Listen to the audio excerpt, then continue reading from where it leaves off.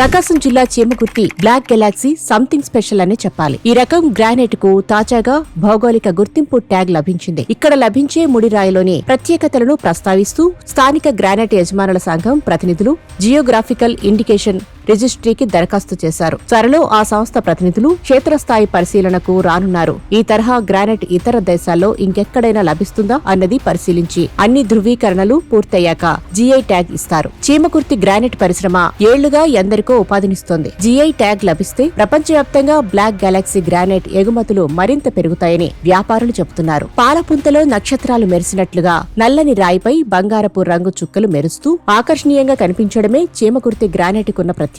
మిగతా రకాలతో పోలిస్తే దీనికి ధర ఎక్కువే. చైనాలో ఇంటి ఎలివేషన్ కు ఇది ఎక్కువగా వాడతారు. అక్కడికి ముడిరాయిని ఎగుమతి చేస్తుండగా పాలిష్ చేసిన పలుకలను Italy, Vietnam, Egypt, Saudi Arabia దేశాలకు తరలిస్తున్నారు. ఉమ్మడి ప్రకాశం జిల్లాలో ఎన్నో క్వారీలున్నప్పటికీ ఒక్క చీమకుర్తిలోనే, అది దక్షిణం వైపు భూభాగంలోనే బ్లాక్ గ్రానైట్ నిల్వలున్నాయి. ఇక్కడ నెలకు 50,000 క్యూబిక్ మీటర్ల వరకు ముడిరాయిని వెలికితీస్తున్నారు. ప్రపంచంలో ఈ రకం రాయి ఎక్కడా లేనందున జీఐ గుర్తింపు తప్పక లభిస్తుందని భూగర్భ గనుల శాఖ అధికారులు చెబుతున్నారు.